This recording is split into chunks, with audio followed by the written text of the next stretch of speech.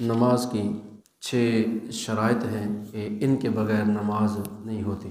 آسان سا ایک ٹوٹکا سمجھیں جس سے آپ کو نماز کی شرائط ہمیشہ یاد رہ سکتی ہیں۔ ایک کلمہ یاد کریں، تصاونت، طا سین الف واو نون تا۔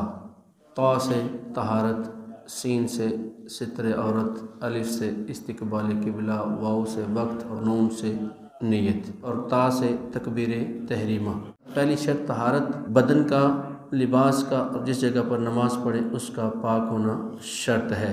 ستر عورت یعنی کہ بندے کا جسم پورے کا پورا چھپا ہوا، جو شریعت نے مقرر کیا ہے، ضروری ہے۔